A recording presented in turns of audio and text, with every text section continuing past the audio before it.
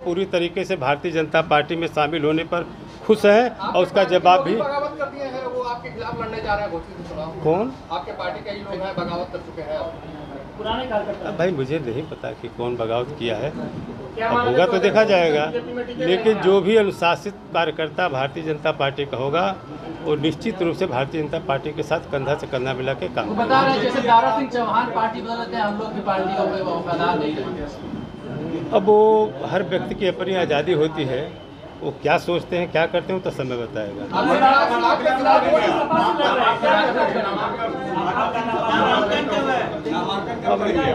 अब हमारी पार्टी है, पार्टी जो भी तय करेगी, जो डेट तय करेगी, जब तय करेगी तभी नामांकन होगा। पहले तो क्लियर तो हो जाए कि सुधाकर सिंह मैदान में उनको कैसे लगता है?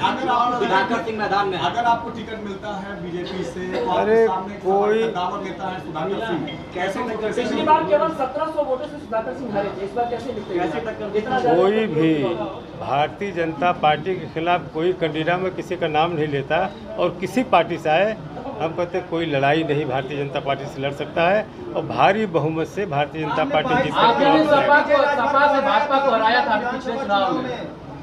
बीजेपी के प्रत्याशी को विजय राजभर को आप ही ने हराया था बीजेपी को 22,000 वोटों से। फिर हम विजय राजभर सब लोग मिल करके फिर भारतीय जनता पार्टी को जिताने का भी काम करेंगे। विजय राजभर कहीं बदला न ले, विजय राजभर को आपने हराया था, विजय राजभर को आपने हराया था, वो बदला लेने की तैयारी में अंदर अंदर। नहीं ऐसा कुछ कहीं व्यक्तिगत तो नहीं है, ये सब अफवाह है। अरे बैनर सैनर लगते रहते हैं, आप आगे देखते रहिए ना। की जनता के लिए क्या कुछ खास होगा? निश्चित रूप से अगर आप लोग यहीं पे हैं, मैं मधुबन में भी पहले विधानसभा देखा, आप जाके वहाँ एक बार देख लीजिए। जो आज़ादी के 70 साल में काम नहीं हो पाए थे वह विकास मैंने किया था, एक उदाहरण है वहाँ का। और जिस तरीके से कई 100 करोड़ रुपया, चाहे वहाँ से बाढ़ से बचाने के लिए, चाहे रोड का मामला हो, चाहे और सारी चीज़ें, मैं नाम किसका लूँ। और उसी तरीके से भारतीय जनता पार्टी विकास के लिए काम करती है। आज योगी जी के सरकार में विकास का काम हो रहा है। अगर आशीर्वाद मिलेगा सारे लोगों का तो फिर उसी तरीके से हम लोग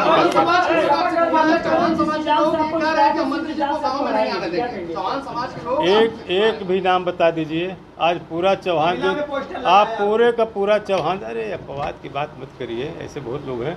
आज जाके देखिए सड़कों पर उमड़ा हुआ है चौहान, चाहे राजभर, मैंने हर लोग अगड़े पिछड़े सबकी मैं बात करके, चौहान की बात नहीं। परिस्थितियों में आपने सपा छोड़ा और पुनः एक ही साल के अंदर भाजपा से टिकट, इस पे आप प्रकाश किन परिस्थितियों में? चलिए हम इस पर विस्तार से आपसे बात करेंगे। हमको जाने और भी कार्यक्रम है। बहुत बहुत धन्यवाद, बहुत बहुत धन्यवाद। आगे और भी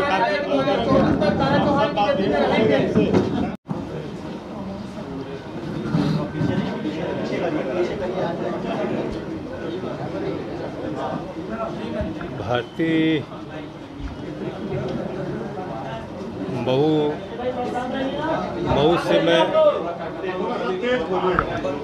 मऊ से एक बार नहीं कई बार यहाँ के लोगों ने हमें आशीर्वाद दिया।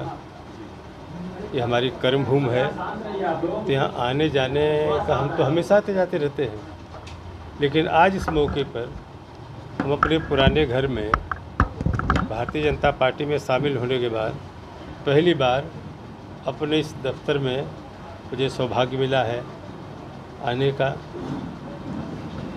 और भारतीय जनता पार्टी और जिस तरीके से मैं लखनऊ से सुबह चला और वहाँ से लेके यहाँ तक जिस तरीके का जज्बा मैंने लोगों में देखा, उत्साह देखा, इस बुनियाद पर मैं कह सकता हूँ उस जज्बे को देख करके, लोगों के चेहरे की चमक को देख करके, आप लोग भी बहुत सारे साथी मोहम्मदाबाद कैलेंडर पर थे, सठिया में भी थे, देखा होगा आपने। उस जज्बे को देख कर मैं कह सकता हूँ कि इस देश की जनता, इस देश के यशस्वी प्रधानमंत्री आदरणीय मोदी को तीसरी बार फिर प्रधानमंत्री बनाने का संकल्प ले लिया है। जिस तरीके से उत्तर प्रदेश में योगी जी के नेतृत्व में इस प्रदेश का चतुर्दिक विकास हो रहा है, जिस तरीके से इस प्रदेश में अमन चैन कायम है, उस आधार पर मैं कह सकता हूँ कि हमारी सरकार ने किसी जात की बुनियाद पर नहीं, किसी धर्म और मजहब की बुनियाद पर नहीं, बल्कि इस देश में जो बेबस लाचार जो आज़ादी के 70 साल तक अपनी पूछ और पहचान के मुहताज थे, सबके मान सम्मान के लिए काम किया है। आज मोदी जी के नेतृत्व में, योगी जी के नेतृत्व में, इसलिए मैं कह सकता हूँ कि उत्तर प्रदेश में भी 80 पार्लियामेंट की सीटें जो हैं 80 की 80 फिर जीत करके मोदी जी को प्रधानमंत्री बनाने में उत्तर प्रदेश का सबसे अहम रोल होगा।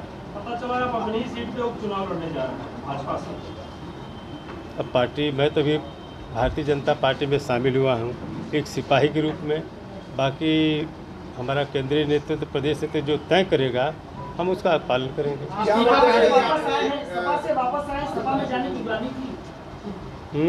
सपा से आप वापस आए हैं बीजेपी में, सपा में जब थे तो ग्लानि महसूस हुआ? जरूर ऐसा था, तभी तो विधानसभा के शीत सत्र में आपसे मेरी बात हुई थी तो आप बोले थे कि अखिलेश यादव के साथ और पिछड़े समाज के साथ मैं रहूँगा और मैं बोलूँगा। 3-4 महीने में ही ऐसा क्या बदला कि फिर विचारधारा की तेजी? मुझे नहीं पता, मैंने आपसे ये सब बात किया होगा, मुझे ये पता नहीं, लेकिन ये ज़रूर है कि आज पूरे देश का, केवल प्रदेश का नहीं, आज पूरे देश का जो वंचित समाज है, पिछड़ा है, चाहे अगड़ा हो, अकलियत के लोग हों, अति पिछड़े हों, दलित हो, आज सारे समाज का भरोसा अपने देश के यशस्वी प्रधानमंत्री आदरणीय मोदी जी के नेतृत्व में है।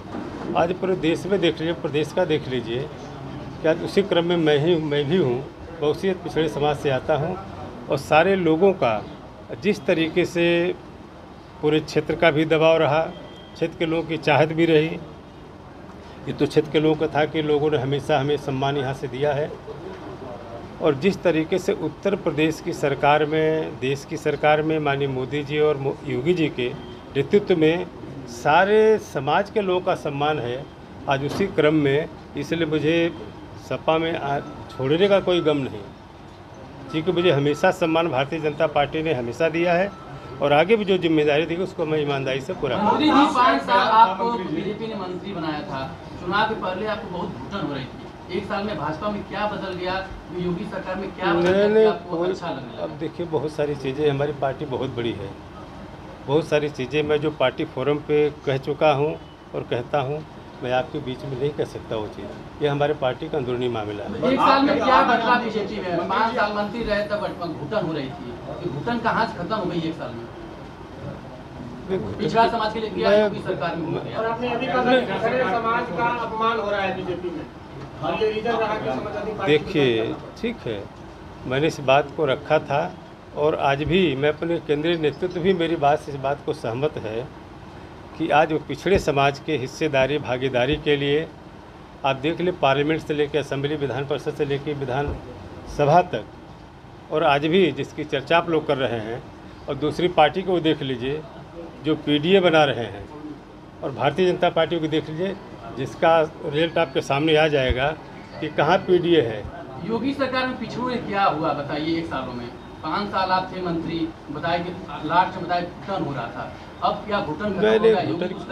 नहीं, देखिए, इस देश के प्रधानमंत्री आदरणीय मोदी जी, जो केंद्र की हमारी योजनाएं हैं, चाहे इसमें दलित हो, एसटी का हो, पिछड़ा हो, पिछड़ा हो, अकलियत हो, गरीब हो, वंचित हो, सबके लिए योजना, कोई भेद नहीं है। आज जिस नहीं, मेरी बात सुनिए, तो मैं उसी क्रम में कह रहा हूँ, जो हमारी केंद्र की योजनाएं हैं आदरणीय योगी जी के नेतृत्व में आज दरवाजे दरवाजे पे पहुंच रही है। कहीं भी भेद नहीं है कि पिछड़ा है तो इनको नहीं मिलना चाहिए, ये अगड़ा है तो इनको वंचित करना चाहिए, ये दलित या मुसलमान है। आज जितने भी आवास मिला है, चाहे खाद्यान्न हमारी योजना है, किसान सम्मान योजना है, हर गरीब तक आज पहुंचाने का काम आज केंद्र की जो योजना है आदरणीय मोदी जी की। 1 साल पहले नहीं मिला था क्या? 1 साल पहले नहीं मिल रही थी क्या? नहीं, मैं उसकी बात करूँ, तब भी मिल रहा था, आज भी मिल रहा है। आप बोले थे की बात नहीं सुनी जाती थी, इसी वजह से पार्टी को हमने छोड़ दिया। नहीं, ठीक है, देखिए, कहीं न कहीं कुछ अनदेखी की बात होती जो मुझे आशंका थी, लेकिन आज वो सारी चीज़ों पर मेरी बात भी हुई है अपने प्रदेश के नेतृत्व से, केंद्र के नेतृत्व से। आज सारे लोग इस बात को सहमत हैं और इस बात का सबूत यही है कि आज देश में अगर सम्मान हो रहा है, तभी आज इतनी बड़ी तादाद में जो हम 80 का 80 नारा दे रहे हैं, इसका मतलब कि पिछड़ों का सम्मान हो रहा है। इसी नाते मैं कह रहा हूँ कि 2024 में 80 की 80 सीटें जीत करके पार्लियामेंट के उत्तर प्रदेश से जाएंगे। दारा सिंह चौहान अब घर नहीं बदलेंगे, लास्ट पर है। दारा सिंह चौहान अब घर नहीं बदलेंगे, भाजपा ये घर रहेगा। अरे यार, ये सब गारंटी तुम क्यों लेते हो? उसकी बात भी नहीं।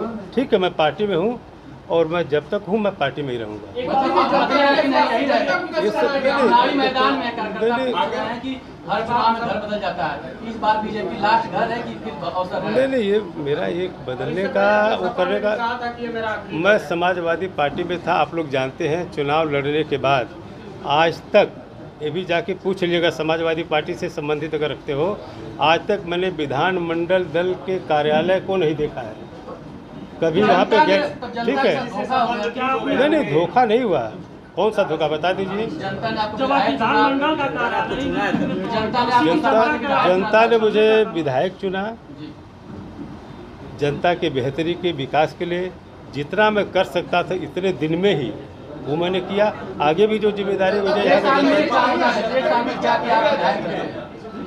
एक काम नहीं अनेक काम है, उसकी पूरी सूची अगर जाना है तो DRDA में आप जाके देख लीजिए, यह सूची मैं आपको सौंप दूंगा, देख लीजिए। काफी नाराज है, इसको कैसे देखते हैं? हाँ, घोसी की जनता इस बार काफी नाराज है, उपचुनाव कैसे इसको देखते हैं? घोसी की जनता नाराज नहीं है। घोसी की जनता कहीं नाराजगी बता दीजिए, कोई व्यक्ति भाव, सारे के सारे कार्यकर्ता खुश हैं, पूरी पार्टी के लोग खुश हैं, आम जनता खुश है। आपने देखा नहीं कि आज मोहम्मदाबाद कलंदर से लेकर यहाँ तक जो